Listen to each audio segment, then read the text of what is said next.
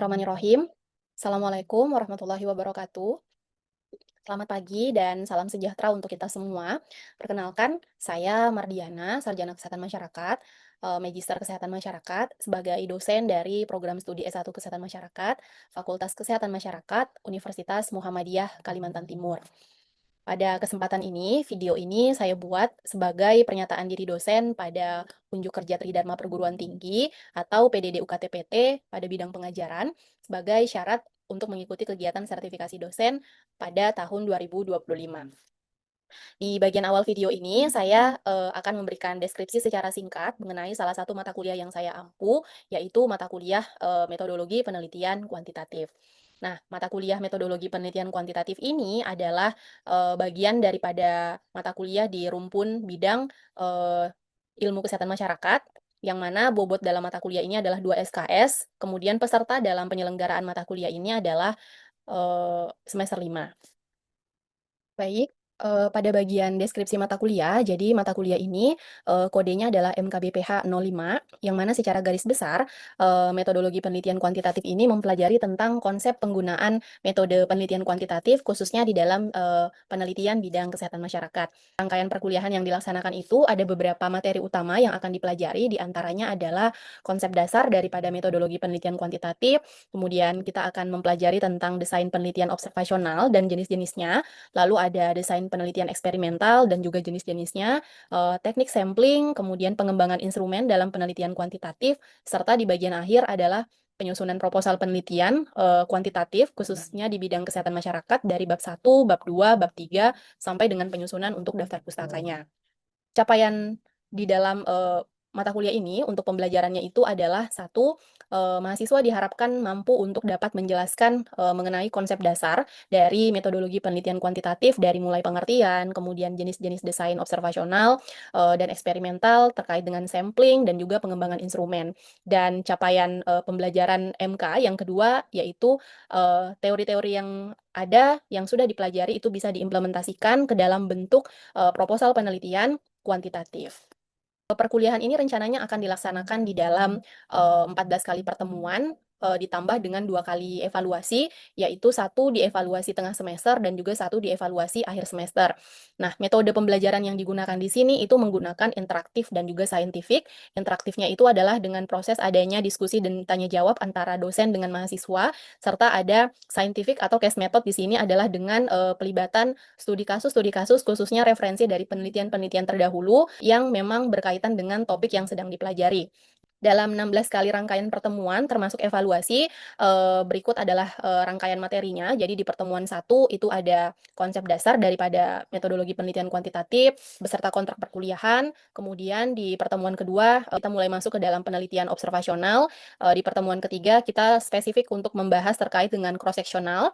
Pertemuan keempat case control, kelima adalah pengajaran tentang kohort, keenam eksperimen, tujuh kuasi, di 8 ada evaluasi tengah semester, di pertemuan ke-9-nya adalah, terkait dengan true eksperimen, 10, 11-nya adalah sampling, pertemuan 12, 13-nya adalah penyusunan, instrumen, penelitian kuantitatif, serta di 14, 15 adalah pembuatan proposal penelitian kuantitatif dan di bagian akhirnya adalah evaluasi akhir semester. Interaksi di dalam, aktivitas perkuliahan ini, digunakan, Zoom dan juga open learning.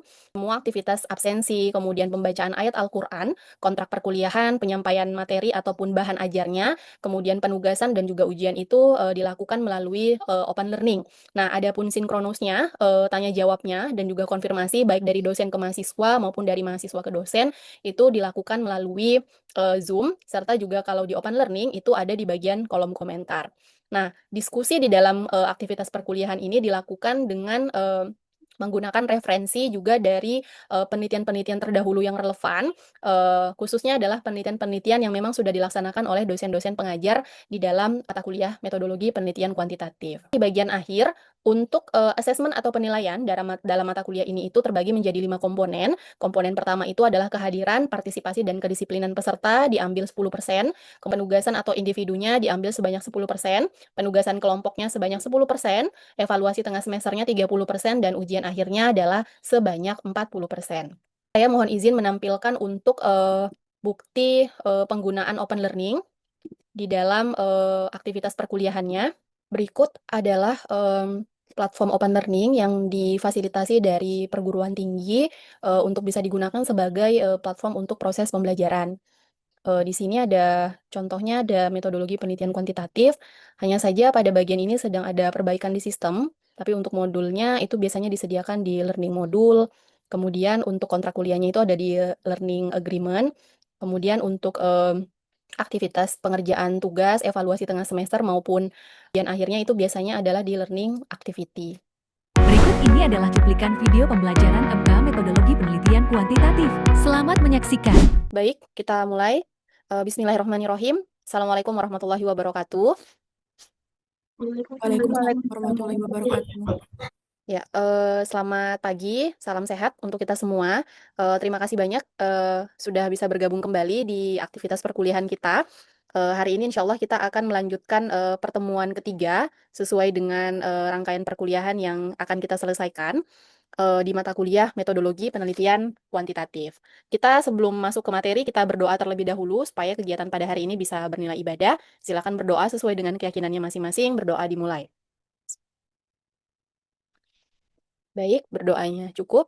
Nah, kalian apa kabar? Semuanya sehat? Sehat, Bu. Alhamdulillah. Sehat. Alhamdulillah sehat, Bu. Sehat.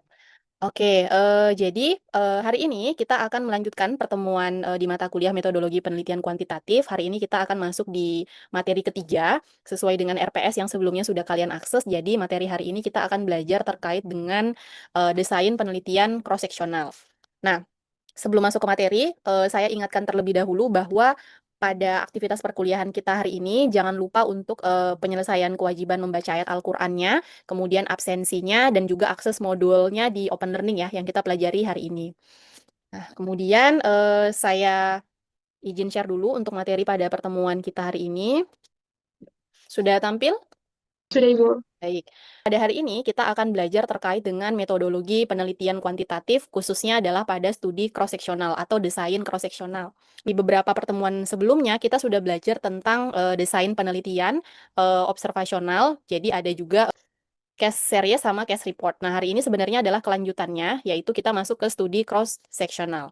Nah, saya sedikit flashback dulu beberapa materi yang kita sudah pelajari di pertemuan sebelumnya, yaitu kita belajar tentang desain observasional. Penelitian observasional itu kan dari kata observasi. Observasi itu artinya adalah pengamatan, yang artinya dalam kegiatan penelitiannya itu dia fokus untuk melakukan pengamatan tanpa ada intervensi apapun, tidak ada campur tangan daripada peneliti di dalamnya, jadi betul-betul pure mengobservasi apa yang terjadi di lapangan, ukur, diteliti, dilihat bagaimana misalnya apakah ada yang beresiko atau tidak, apakah ada yang kemudian berdampak dengan terjadinya penyakit atau tidak. Melakukan observasi saja, jadi apa yang terjadi di lapangan itulah yang dilaporkan sebagai penelitian. Hari ini kita akan melanjutkan, salah satu desainnya itu ada yang namanya studi observasional, tapi yang spesifiknya adalah analitik. Nah, kenapa di analitik? Karena ada langkah analisis di dalamnya, yaitu melakukan identifikasi ada tidak sih hubungan di dalam penelitian yang dilakukan, seperti itu. Nah, lebih lanjut kita langsung masuk materi. Ini ada beberapa cuplikan daripada pengertian di cross-seksional. Jadi ini adalah kenapa saya bilang cuplikan, karena ya memang sebenarnya definisi cross-seksional itu banyak sekali, referensinya juga banyak, tapi di sini saya ambil beberapa yang bisa mewakili. Nah, pertama adalah cross-seksional itu di sini fokus kita lihat adalah penelitian variabel bebas, faktor resiko, dan variabel tergantung atau efek yang diobservasi hanya sekali pada waktu yang sama. Jadi, kita sudah belajar kemarin bagaimana kita mengidentifikasi mana yang namanya variabel bebas, mana yang namanya variabel tergantung. Kalau variabel bebas itu biasanya adalah yang itu adalah variabel yang diidentifikasi sebagai faktor resiko atau pemicu misalnya. Sedangkan tergantung itu adalah efek atau kalau di bahasanya kita mudahnya adalah masalah kesehatan atau penyakitnya. Nah, cross-seksional itu salah satu poinnya adalah dia hanya sekali pengukuran di waktu yang bersamaan. Jadi antara faktor resikonya yang kita identifikasi sebagai faktor resiko dan sebagai penyakitnya atau efek yang ditimbulkan itu kita ukur secara bersamaan. Jadi kalau ada satu orang itu kita identifikasi pada saat itu dia termasuk dalam yang beresiko atau tidak, dan pada saat itu kita juga mengamati apakah dia ini mengalami penyakit yang kita sedang teliti atau tidak. Nah, kemudian ada cross-seksional ini juga adalah mempelajari etiologi. Etiologi itu penyebab suatu penyakit yang digunakan untuk mempelajari faktor risiko dengan onset yang lama atau slow onset. Jadi biasanya sih cross-seksional itu digunakan untuk kalau kita mau meneliti penyakit-penyakit yang sifatnya adalah jangka waktunya itu lama terjadinya. lama, penyakit yang panjang. Atau kalau kita di kesehatan masyarakat itu kan biasa kita bilang ada penyakit yang kronis, seperti itu. Kemudian ini masih ada lagi cuplikannya. Cross-sectional adalah desain penelitian yang paling umum digunakan, tetapi paling lemah di antara yang lain. Nah, kenapa paling lemah? Nanti kita bahas lebih lanjut. Kemudian adalah salah satu rancangan untuk menentukan hubungan antara faktor resiko dengan penyakit. Ya, hanya pengukurannya hanya satu kali, nilainya penilaiannya faktor resiko dengan variabel efeknya itu secara simultan dilakukan pengukuran. Nah, maksudnya simultan itu adalah secara bersamaan. Jadi, seperti yang tadi saya ceritakan bahwa kalau kita mau melakukan penelitiannya, antara yang kita identifikasi sebagai faktor resikonya dan sebagai efek itu diukur secara bersamaan satu kali saja. Jadi, secara simultan itu artinya ya, pada saat itu kita baru identifikasi faktor risikonya, dan pada saat yang bersamaan itu juga kita identifikasi orang ini mengalami sakit atau tidak. Ini ada juga yang bilang bahwa desain cross-sectional itu adalah studi prevalence. Kenapa? Karena memang data-data yang digunakan dalam penelitian cross-sectional itu biasanya adalah data prevalence penyakit pada populasi penelitian. Nah, ini kesimpulannya. Nah, jadi garis besarnya, bahasa Indonesianya cross-sectional itu kalau bahasa umumnya adalah potong lintang. Penelitian cross-sectional itu adalah yang mempelajari dinamika korelasi antara faktor resiko dengan efek melalui pendekatan ya, kata kuncinya adalah observasi atau pengumpulan data sekaligus pada suatu waktu, point time. Jadi, melihat antara faktor resiko dengan efek yang ditimbulkan itu dalam satu waktu yang secara bersamaan. Jadi, posisinya ya pada saat itu kita baru tahu dia berisiko atau tidak, dan pada saat itu kita baru melihat apakah dia mengalami penyakit atau tidak. Nanti kita lihat simulasinya. Jadi, tiap subjek hanya diobservasi satu kali, dan pengukuran dilakukan terhadap status karakter atau variabel subjek pada saat pemeriksaan. Nah, ini adalah alurnya atau rancangan penelitiannya. Jadi, stepnya adalah kalau kita mau penelitian cross-sectional, kita akan mulai dulu dari populasi. Kita sudah belajar bahwa populasi itu kan adalah sekumpulan subjeknya ya. Jadi, sekumpulan orang yang memang misalnya berada di satu lokasi. Misalnya kalau di penelitian kita berarti sekumpulan masyarakatnya misalnya. Nah, kalau sampel, sampel itu kan adalah cuplikannya ya. Jadi, dari populasi ini kita harus, karena ini kita bicara kuantitatif, berarti memang harus ada sampling. Kita harus menghitung dulu, kalau dari populasinya sekian, kita mau ambil sampelnya itu berapa berdasarkan rumus, nah baru ditentukan, termasuk tekniknya. Jadi dari populasi, kemudian sampel, nah sampelnya ini, jadi kita harus berangkat dari sampel ini. Nah, sampel ini kemudian di waktu yang bersamaan kita akan identifikasi apakah orang-orang ini ada dalam faktor resiko yang positif atau terpapar, dan yang tanpa faktor resiko atau faktor resikonya negatif atau tidak terpapar. Nah, di waktu yang bersamaan juga kita mengidentifikasi apakah orang ini itu dalam efek positif atau sakit, atau dalam efek yang negatif atau sehat, seperti itu. Kemudian yang tidak beresiko juga kita identifikasi apakah dia dalam efek yang positif atau dia dalam efek yang negatif. Saya contohkan, misalnya gini, kita mau penelitian tentang apa ya, rokok, misalnya perilaku merokok dengan kanker paru. Jadi sebagai apa namanya, sebagai faktor risikonya berarti adalah rokok, kemudian sebagai efek yang ditimbulkannya itu adalah kanker paru. Kemudian kita ambil penelitiannya adalah cross-sectional. Nah, populasinya misalnya kita ambil sekumpulan laki-laki, misalnya usianya berapa ya? Sekitar mungkin 20 tahun, oh jangan 20 ya, kalau kanker itu dia 40, misalnya 30-an tahun, misalnya 30 sampai dengan 60 tahun yang ada di wilayah kerja Puskesmas Juanda, Kota Samarinda. Ternyata misalnya kita dapat populasinya ada 100 nih, berarti N-nya, karena populasi itu kan biasanya simbolnya N besar, itu ada 100. Nah, kemudian berdasarkan perhitungan rumus besar sampel, dari 100 orang itu, ternyata N kecilnya, N kecil itu sampel, ternyata misalnya dapatnya itu sekitar 60. Oke, berarti dari 100 orang, kita akan gunakan sebanyak 60 ini sebagai perwakilan. Seperti itu, dari laki-laki tadi. Nah, posisinya kita tidak tahu nih, 60 orang ini apakah mereka itu merokok atau tidak, kemudian apakah mereka kena kanker paru atau tidak. Nah, itu adalah titik awal dari desain cross-sectional. Nah, kemudian kita identifikasi dulu. Kalau penelitian kita tadi dengan konsep apa, mau melihat hubungan antara perilaku merokok dengan kanker paru, maka yang mana nih yang sebagai faktor risiko positif? Faktor risiko positifnya adalah yang apa? Ada yang tahu? Di sini, Bu, Ya, silakan Nela. faktor resiko yang positifnya itu orang yang merokok itu. Oke, betul. Jadi di sini adalah yang merokok. Ini maaf ya kalau tidak, tapi baik tulisannya. Oke, merokok. Berarti di sini yang tidak merokok.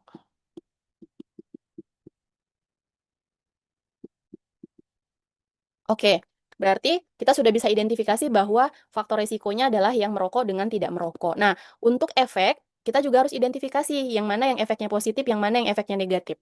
Efek positif yang mana? Ada yang tahu? Izin Ibu, Ya, silakan Nela. efek positif jika orang yang merokok tersebut mengalami kanker paru-paru. Berarti positif CA paru. Oke, terima kasih. Kemudian efek negatif adalah kalau dia tidak menderita CA paru. Nah, dari sini kita sudah sebenarnya bisa mengidentifikasi. Jadi, dari contoh simulasi penelitian yang kita gunakan untuk cross sectional itu, dari faktor risiko yang positif adalah yang merokok. Jadi, dari 60 orang ini, satu-satu itu kita harus cek apakah mereka itu masuk kategori yang faktor risiko positif atau negatif. Seandainya nih ada satu orang, sampel satu ternyata bapaknya merokok, oh iya saya merokok, berarti kan masuknya di faktor risiko positif. Nah, kemudian pada saat itu juga kita harus identifikasi apakah sampel satu ini mengalami kanker paru atau tidak. Kalau mengalami kanker paru berarti masuknya di efek positif, tapi kalau misalnya sampel satu tidak mengalami kanker paru berarti dia masuk dalam efek yang negatif. Kemudian eh, misalnya nih sampel kedua ketika kita identifikasi ternyata faktor resikonya dia masuk kategori negatif karena dia tidak merokok. Nah, kemudian meskipun dia tidak merokok, kita tetap melakukan pengukuran apakah dia masuk dalam mengalami kanker paru atau tidak mengalami kanker paru dan seterusnya sampai dengan sampel ke-60. Seperti itu. Nah, ciri khas daripada cross sectional itu adalah kita itu di awal betul-betul berangkat dari sampel yang kita tidak tahu apakah mereka memiliki faktor resiko atau tidak, dan kita tidak tahu apakah mereka memiliki efek yang positif atau tidak. Kita baru tahu itu pada saat kita melakukan pengukuran di waktu yang bersamaan antara faktor resiko dengan efek yang ada seperti itu. Sampai sini sudah cukup jelas terkait dengan skema penelitian cross sectional.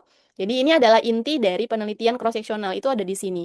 Karena yang membedakan antara alur-alur penelitian atau di observational analitik ya khususnya karena masih ada beberapa topik yang akan kita pelajari selanjutnya itu adalah di alurnya. Ada yang alurnya dari kiri ke kanan, dari kanan ke kiri, ada yang maju ke depan, ada yang mundur ke belakang, seperti itu.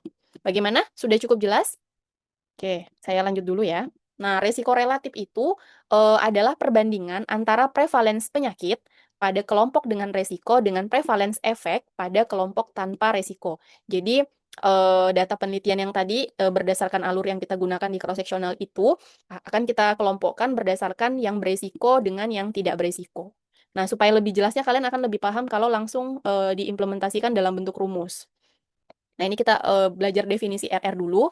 RR di sini adalah ukuran yang menunjukkan berapa kali bisa jadi lebih besar atau lebih kecil resiko untuk mengalami penyakit pada populasi terpapar dibandingkan dengan populasi yang tidak terpapar. Nah, jadi intinya kalau bahasa mudahnya kita itu RR adalah apa namanya? Kemungkinan resikonya itu berapa kali sih untuk kena kalau kita dalam kategori yang terpapar dibandingkan dengan resiko pada orang yang tidak terpapar seperti itu. Nah, ini adalah tabel silang yang harus jadi patokan ketika kita mau menghitung nilai RR. Jadi, ceritanya penelitian yang tadi kita lakukan, yang 60 sampel tadi, kita sudah identifikasi mana yang berisiko, mana yang tidak, kemudian mana yang mengalami efek positif, mana yang mengalami efek negatif, kemudian kita masukkan datanya dalam tabel ini. Nah, cara membaca daripada tabel ini, pertama adalah, jadi di bagian ini adalah baris. Di bagian baris itu ada sakit dan tidak sakit. Artinya dia yang sakit itu sama dengan efek positif. Tidak sakit itu berarti dia efek negatif. Kemudian untuk yang di bagian kolom, kolom itu karena dia nanti arahnya ke bawah ya ini. Jadi ini ada yang terpapar. Terpapar tuh berarti dia faktor resiko dan tidak terpapar itu berarti dia tidak faktor resiko, tidak memiliki faktor resiko. Nah, itu yang pertama. Jadi kita harus konsisten dulu di bagian penyusunan mana yang jadi baris, mana yang jadi kolom. Nah, kemudian A adalah orang-orang yang dia itu dalam atau sampel ya, sampel yang dalam kategori dia terpapar atau memiliki faktor resiko dan dia mengalami sakit. Jadi kalau contoh kasusnya seperti yang tadi berarti dia itu merokok dan dia mengalami kanker paru. Kemudian yang B itu adalah dia sampel yang tidak tidak memiliki perilaku merokok tetapi dia mengalami kanker paru. Kemudian yang C ini adalah orang-orang atau sampel yang tadi kumpulan sampel yang dia itu merokok tapi tidak mengalami kanker paru. Sedangkan yang D ini adalah orang-orang yang di sini dia tidak merokok dan tidak mengalami kanker paru. Nah, AB ini adalah jumlah yang mengalami sakit kanker paru, misalnya CD adalah jumlah orang yang tidak mengalami kanker paru, AC di sini adalah jumlah orang yang terpapar atau dalam hal ini memiliki perilaku merokok, dan BD adalah jumlah orang yang tidak mengalami atau tidak memiliki perilaku merokok. Nah, jadi harus dibaca seperti itu. Posisinya harus konsisten seperti ini karena ini akan mempengaruhi daripada rumusnya. Kunci daripada perhitungan RR itu adalah kalian harus betul-betul memposisikan A itu misalnya adalah yang terpapar dan sakit, B adalah tidak terpapar tetapi sakit, C ini adalah yang terpapar tetapi tidak sakit, D tidak terpapar dan tidak sakit. Nah, itu harus diperhatikan penempatannya. Nah, kalau ini sudah, misalnya datanya sudah masuk nih di dalam tabel, selanjutnya adalah kita menghitung RR-nya. Nah, RR itu adalah nilai daripada A per A plus C dibagi dengan B per B plus D. Jadi untuk perhitungan RR itu sebenarnya ada 3 step. Step pertama adalah kita siapkan dulu yang ini, A per A plus C. Nah, kemudian langkah kedua adalah kita siapkan yang ini, B per B plus D. Nah, langkah ketiga adalah hasil daripada ini dengan ini, itu kita bagi supaya dia dapat nilai RR-nya. Kemudian kita interpretasikan. Nah, ini yang perlu juga diperhatikan ya. Jadi, nanti nilai RR itu, berapapun hasilnya, itu pasti ada maknanya. Pertama nih, nanti semisalkan dapat nilai RR-nya itu sama dengan 1. Kalau nilai RR-nya 1, berarti paparannya itu tidak ada hubungannya dengan efek yang ditimbulkan. Jadi semisalkan dari penelitian kita didapatkan tadi ternyata RR-nya 1 nih di penelitian rokok dengan kanker paru. Berarti rokok itu bukan faktor resiko atau rokok itu tidak ada hubungannya dengan kanker paru yang sedang diteliti. Itu kalau RR-nya sama dengan 1. Semisalnya didapat RR-nya lebih daripada 1, berarti paparan itu berarti rokoknya itu bersifat merusak. Berarti rokok adalah faktor resiko pemicu untuk terjadinya kanker paru. Kemudian, kalau misalnya didapatkan RR-nya kurang daripada 1, berarti paparan adalah protektif atau menguntungkan. Artinya, justru dengan merokok itu akan mengurangi resiko atau menjadi pelindung untuk terjadinya kanker paru. Justru bukan menjadi pemicu, malah menjadi misalnya menurunkan resiko kanker paru. Seperti itu. Itu definisi daripada makna-makna nilai RR yang dihitung. Nah, ini ada contoh latihannya.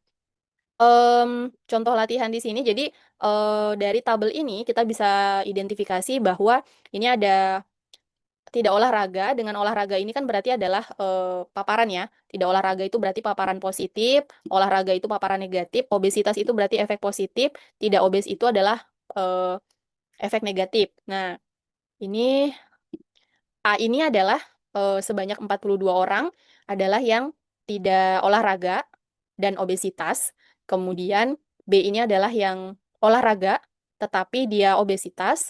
Kemudian yang C ini adalah tidak olahraga dan tidak obesitas. Kemudian yang D-nya adalah olahraga dan tidak obesitas. Nah, coba bisa mungkin ada yang bisa menghitung untuk nilai RR-nya berapa. Jadi dari sini simulasinya itu kasus ini dari penelitian untuk identifikasi hubungan antara perilaku olahraga dengan obesitas itu mau dilihat berapa sih nilai RR-nya. Apakah olahraga, kalau secara teori kan olahraga itu justru mengurangi resiko untuk obes ya. Nah, tapi kita lihat dari sini fenomenanya. Apakah betul kalau orang-orang itu berolahraga berarti obesitasnya bisa menurun? Artinya resiko obes itu lebih tinggi ke orang-orang yang tidak olahraga dibandingkan dengan yang olahraga. Silakan. Saya beri waktu 5 menit, mungkin bisa dihitung terlebih dulu, nanti boleh raise hand kalau misalnya sudah, silakan. Dikerjakan dulu. Oh iya, ini datanya, ini rumusnya ya, bisa kalian screenshot. Saya back dulu ke belakang, nah ini rumusnya ya, jadi patokannya adalah A plus C, kemudian B per B plus D. Nah, step awalnya adalah bikin dulu tabelnya. Tadi kan tabelnya sudah ada ya. Bahkan sudah dibantu dengan ada keterangan A, B, C, sama D-nya. Nah, tinggal kalian masukkan, hitung dulu step 1-nya, kemudian step 2-nya, baru step 3-nya adalah di sini. Setelah itu baru diinterpretasikan makna RR-nya berapa. Saya beri waktu 5 menit dari sekarang, silakan.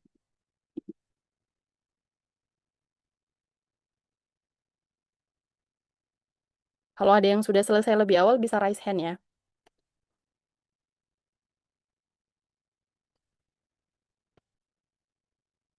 Oke, Radit, silakan. Berapa Radit ininya, RR-nya? Oh, oh, langsung di RR Bu ya? Nggak dipecahin dulu.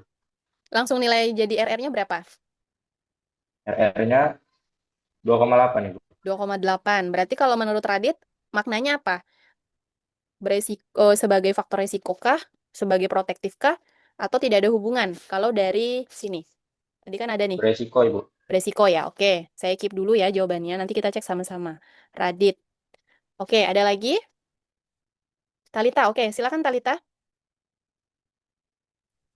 Untuk RR-nya 2,8 Bu. 2,8. Dengan interpretasi yang sama kah? Atau ada versi lain? Sama. Sama, oke. Sekarang kita cek ya, apakah sesuai atau tidak. Oke, tadi stepnya kita perhatikan dulu step by step. Jadi kita identifikasi dulu untuk kelompok yang terpaparnya. Jadi kelompok terpaparnya di sini adalah rumusnya A per A plus C, yaitu dari ya tinggal masukkan angka saja ya. Jadi A-nya adalah 42 dibagi dengan A plus C-nya adalah 122. Dapatnya 34,4, kemudian kelompok tidak terpaparnya itu dapat dari B per B plus D, itu dapatnya 12,5%. Kemudian kita hitung RR-nya, oh ya, benar, 2,8. Nah, tadi kan interpretasinya adalah bahwa oh faktor resiko. Nah, sebenarnya ada interpretasi lain yang juga bisa dijabarkan. Jadi, dari nilai RR sebesar 2,8 ini kita bisa maknakan sebagai orang yang tidak olahraga itu punya resiko atau kemungkinan untuk obesitas 2,8 kali dibandingkan dengan orang yang tidak berolahraga.